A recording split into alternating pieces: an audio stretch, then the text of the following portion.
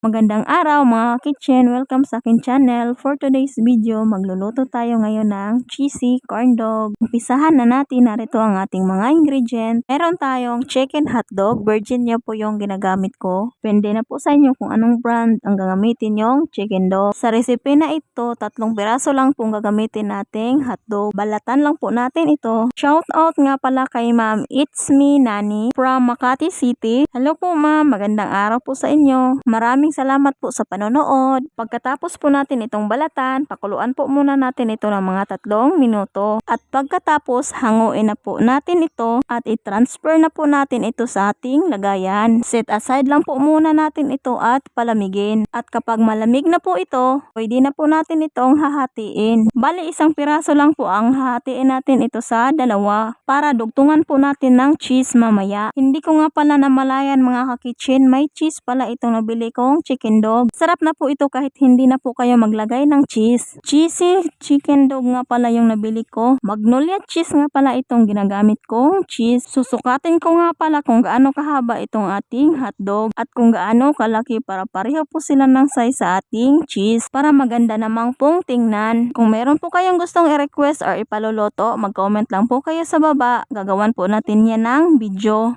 Sa lahat po ng sumusuporta at nag-subscribe sa aking YouTube channel, maraming salamat po sa inyong lahat. At sa mga hindi pa nakasubscribe, please subscribe at i-click nyo na rin ang notification bell para updated po kayo sa mga susunod na video natin. Maraming salamat! Nagbalat lang po ako ng maliliit na patatas para po ito pang coating sa ating corn dog. Ayaw nyo pong maglagay nito, pwede naman pong breadcrumb na lang po yung gagamitin yung pang coating. Chinachop ko nga pala ito ng maliliit.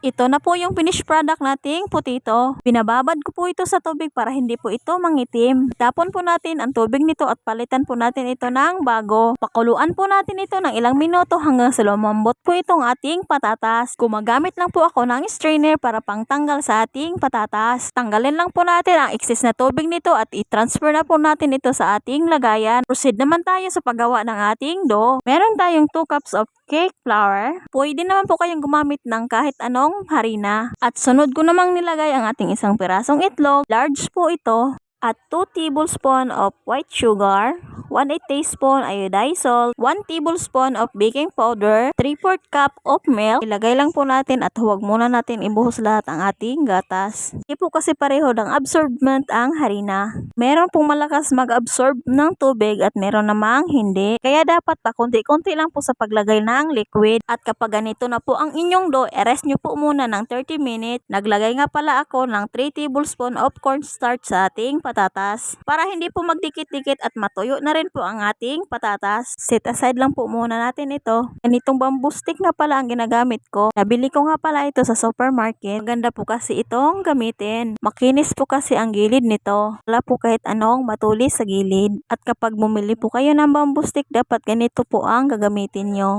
para hindi po mabiyak ang inyong cheese at hotdog. Una ko nga palang tinusok itong ating hotdog at sunod ko namang nilagay itong ating cheese. Kapag gumagamit po kayo ng ganitong hotdog, mas mabuti po wag na lang kayo maglagay ng cheese. Nakakaumay na po kapag maglagay pa kayo ng cheese. Meron na po kasing cheese itong ating hotdog. Masarap po siya kapag hotdog lang po ang gagamitin nyo. Sa pagtutusok naman ng cheese, dapat dahan-dahan lang po para hindi po ito mabiyak. Maganda po kapag ganito pong cheese ang gagamitin nyo, hindi po siya madaling mabiyak. Mga ka-kitchen, kung balak nyo pong mag-business nito, liitan nyo na lang po at kayo na pong bahalang mag-costing. For snack lang po itong ginagawa ko ngayon. Malaki nga pala itong ginagawa ko. Good for 2 person na po ang makakain nito. Ito na po ang ating cheesy corn dog. Mag-coating lang po tayo ng dough dito sa ating hotdog at cheese. Dahan-dahan lang po sa paglagay ng coating dahil napakalagit po nitong ating dough at baka mabiyak po ang inyong cheese. Kaya careful lang po mga ka-kitchen. Naghuhugas nga pala ako ng kamay dyan mga ka-kitchen bago ako humawak ng ating pagkain. Kaya anong nang sasabihin nyo ha? Pagkatapos po natin itong makoting ng dough, ilagay po natin ito sa ating breadcrumb. I-press lang po natin ito at i-roll para malagyan ito lahat ng breadcrumb. Press nyo po para hindi po mahulog ang ating breadcrumb. Habang gumagawa po kayo nito, dapat nagpakulo na po kayo ng inyong mantika. Sa pagluluto po nito, dapat dahan-dahan lang po ang inyong apoy. Huwag nyo pong lakasan. Para hindi po madaling masunog ang inyong cheesy corn dog, maglagay lang tayo ng dough dito sa ating cheese. Same procedure pa rin po sa paglalagay ng dough dito sa ating cheese. Dahan-dahan lang po kasi madali lang pong mabiyak itong ating cheese. Pagkatapos ko namang nalagyan ng dough, pinaikot-ikot ko naman dito sa ating potato. I-press nyo rin po para delicate po ang inyong potato. Sa ating dough naman, sakto lang pong nakuting itong 6 na piraso. Kung nakita at umabot man po sa inyo ang video na ito, mag-comment po kayo sa baba para malaman po natin kung saan umabot po ang video na ito. Sa lahat naman ng nakapanood po nitong ating video, kung gusto nyo pong magpa-shoutout, mag-comment lang po kayo sa baba. Luto na po ang ating cheesy corn dog. Hahanguin na po natin ito. Maganda nga pala itong i-business mga ka-kitchen. Mabenta po ito. Kung balak nyo pong magnegosyo nito, doblehin nyo na lang po ang ating recipe mga ka-kitchen, or maghanap lang po kayo ng mumurahin na mga ingredient para makales din po kayo. Hindi ko nga pambinta itong ginagawa ko ngayon mga ka-kitchen. Snacks nga pala ito ng aking mga chikiting. Napakasarap po nito mga mi, kaya subukan nyo na po. Mas masarap po na puro hotdog na lang ang ilagay nyong filling para hindi po kayo mauumay kasi meron na pong cheese itong ating hotdog. Maraming salamat po sa inyong panonood. Please don't forget to like, comment,